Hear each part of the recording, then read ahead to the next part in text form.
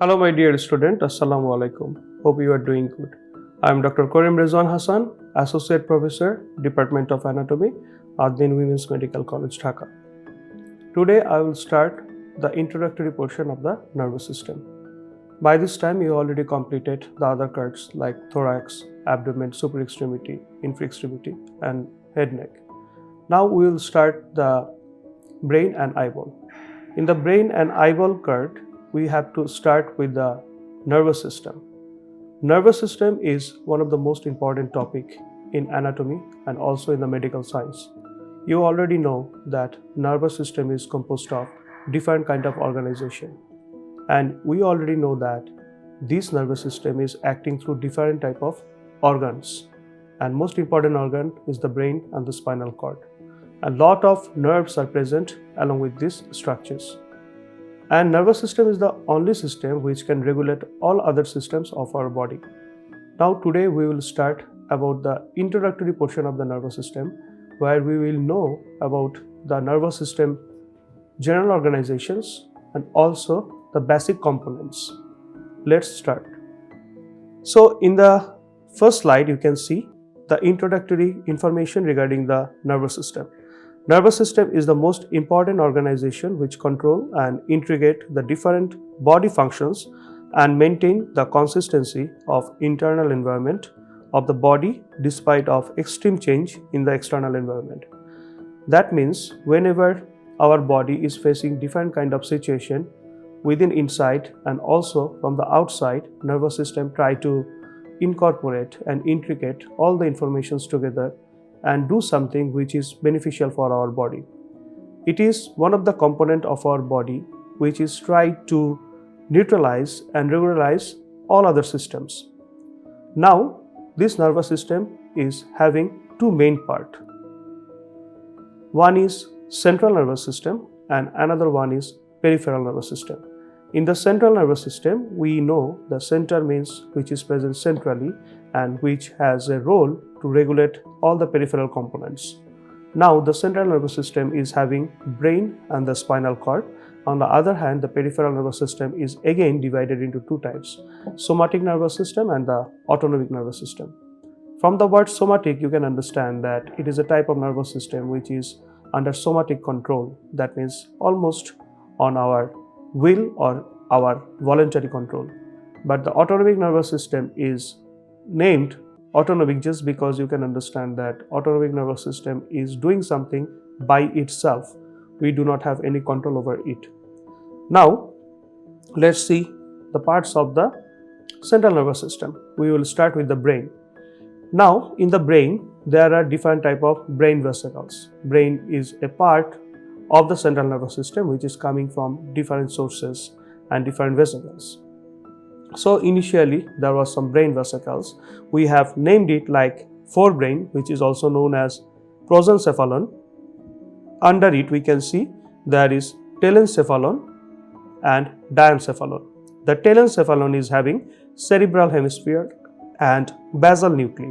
On the other hand, the diencephalon is having all the thalamuses like the thalamus itself, hypothalamus, subthalamus, epithalamus, metathalamus and other things. On the other hand, after the forebrain, there is another brain which is called the midbrain. The midbrain is also known as mesencephalon. This mesencephalon is having some parts like tectum, tegmentum and crus cerebri.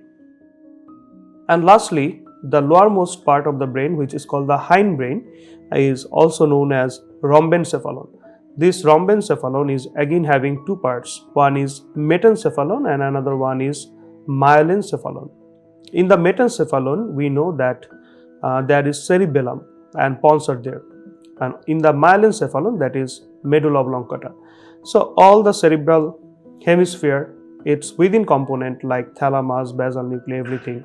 A small part which is called the midbrain, which is having tectum, tegmentum and crus cerebri, and lastly the hindbrain, which is actually having the cerebellum, pons and the medulla. All of them are combinedly forming the brain.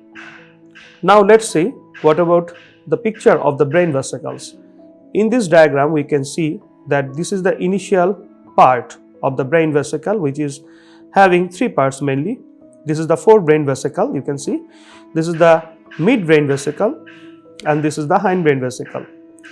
Now this forebrain vesicle is again divided into telencephalon, you can see, and also the diencephalon. The pink color portion is the telencephalon, which is forming later on the cerebral hemisphere, and also within it lateral ventricle. And also in the diencephalon, we know that all the thalamus and hypothalamic portions are coming from here, and over here the green color area is actually the cerebral aqueduct, which is present within the midbrain or mesencephalon. This is the mesencephalic part or the midbrain part. And lastly, this blue color and the yellow color area, you can see, these are the metencephalon and the myelencephalon. The metencephalon will form the cerebellum and the pons, and on the other hand, the myelencephalon will form the medulla oblongata. Now, after the medulla oblongata, this brain vesicle will be continuous as spinal cord. There is a information like what is the difference between the hindbrain and the brain stem. Remember, the hindbrain is having the cerebellum, pons and the medulla oblongata. On the other hand, the brain stem is having the midbrain, pons and the medulla. Now, spinal cord. The spinal cord is a very elongated portion. You already know that the spinal cord is present within the vertebral canal. Now, this spinal cord is actually extending from the first cervical vertebra to the lower border of the lumbar one, that means lumbar one vertebra. Now in adult it is about 45 centimeter, but it is having different parts. It has a cervical part, it is also having thoracic part, lumbar part and the sacral and coccygeal part.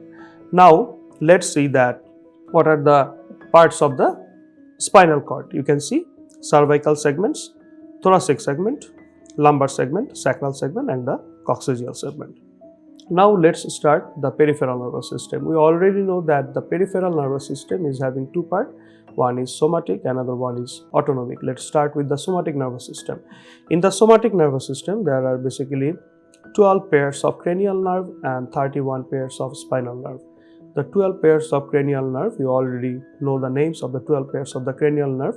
They are called the cranial nerves because their nucleus are present within the cranium, that means within the brain, and the nerves are actually in pair, and you know the names of those nerves. And on the other hand, the 31 pairs of spinal nerves, they are actually coming from the different segments that we have already mentioned. That means cervical segment, thoracic segment, lumbar segment, sacral and the coccygeal segment. Now the 31 pairs are cranial nerves, which are mainly coming from the spinal cord, are passing through the intervertebral foramen, and they will come out on either side of the vertebral canal. And these type of spinal nerves are, in case of cervical segment, there are 8, thoracic 12, lumbar 5, sacral 5 and coccygeal 1. Now let's start with the autonomic nervous system, the basic information I am telling you. In case of autonomic nervous system, there are sympathetic and the parasympathetic part. You know that the sympathetic part is actually having the thoracolumbar outflow. The word thoracolumbar means that it is having some thoracic segment and some lumbar segment. In case of thoracic segment, you know that there are 12 thoracic segments, so all the thoracic segments are included into the thoracolumbar outflow. That means thoracic 1 to thoracic 12. On the other hand, lumbar segments, or not all the lumbar segments are included over here. The lumbar segments are lumbar 1 and 2. Now this parasympathetic nervous system is having the craniosacral outflow. Remember, it is called craniosacral outflow just because it is having some cranial nerves and some sacral nerves.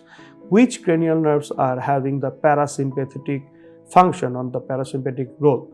The cranial nerves are 3, 7, 9, 10. You know, the 3 cranial nerve is oculomotor, 7 is facial, 9 is glossopharyngeal and 10 is vagus.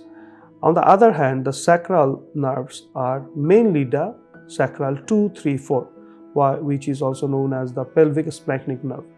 Now, this is the general organization of the autonomic nervous system. Let me tell you, in case of somatic nervous system, all the functions are mainly regulated by ourselves, by the cranial nerves and the spinal nerves.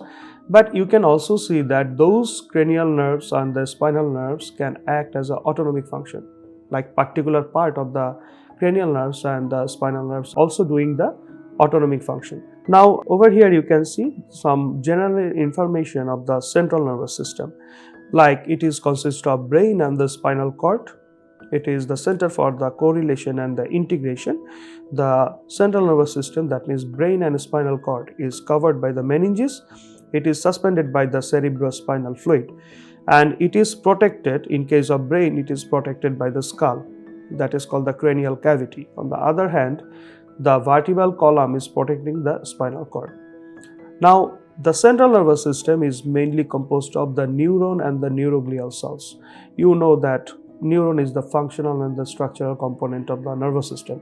So this is the main cell that can generate the impulse, integrate the impulse, and onward transmission of the impulse can be done by this neuron. They are the excitable cells. But the neuroglial cells, on the other hand, these cells are basically the supporting cells. Why they are supporting cells? Because they are supporting the neuron and they are doing some other functions. We will describe the neuroglial cells in details in the coming class, and also the neuron obviously. And it is organized by the gray matter and the white matter. The difference between the gray matter and the white matter is, gray matter is called gray just because it is composed of the cell bodies of the neuroglial cells and the blood vessels. On the other hand, the white matter is composed of the cell processes, neuroglia and the blood vessels. So it is called white matter just because under microscope the fibers which are myelinated as composed of the lipid materials are showing some glittery color, that means whitish color. That's why it's called the white matter. Now on the next slide we can see the organization of the peripheral nervous system. You can see that the cranial nerves are basically 12 pairs of cranial nerves we have, and they are passing through the different filaments at the base of the skull. And functionally, the cranial nerves can be purely sensory, which is cranial nerve 1 to 8. You know that cranial nerve 1 is olfactory, number 2 is oculomotor, and number 8 is vestibulocochlear. So these three nerves are basically purely sensory cranial nerve.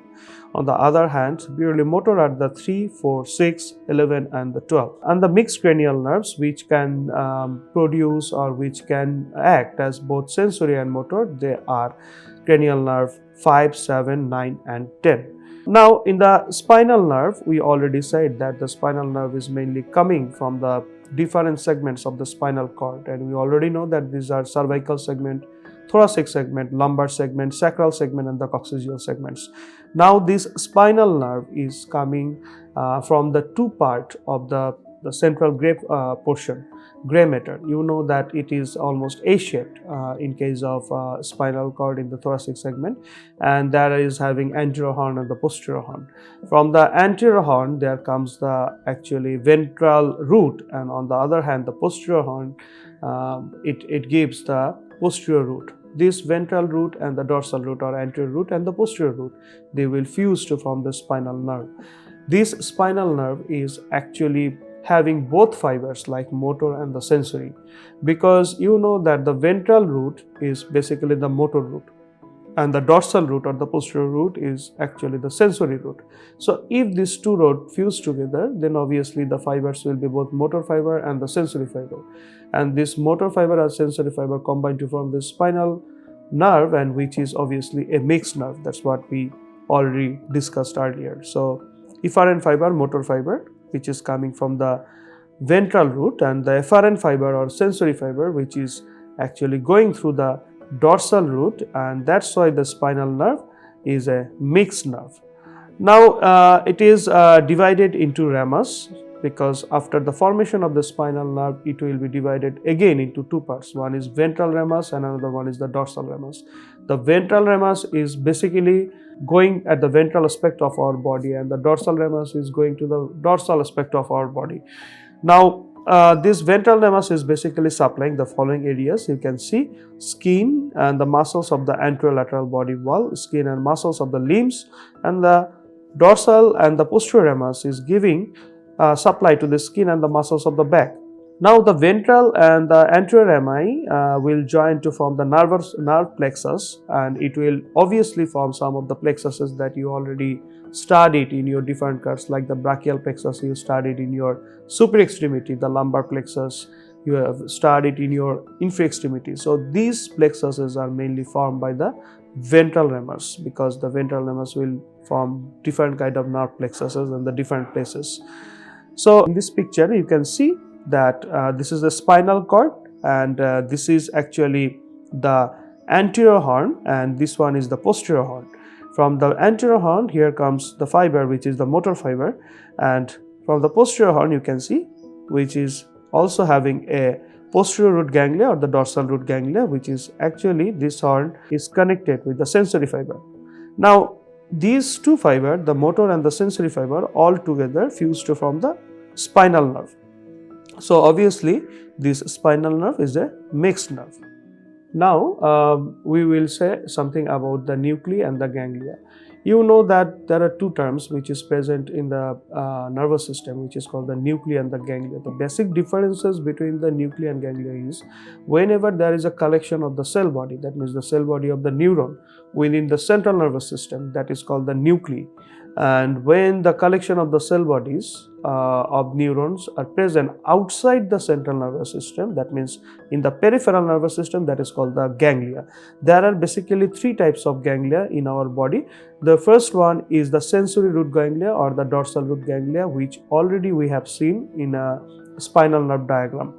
The second one is the cranial nerve ganglia. The cranial nerve ganglia are basically present along with the cranial nerve courses, and it is present peripherally close to the target organ where they need to give the supply, like the parasympathetic ganglia. And the autonomic ganglia are also there. So in the coming class we will discuss further details about the ganglia and the other things. Till then, thank you very much.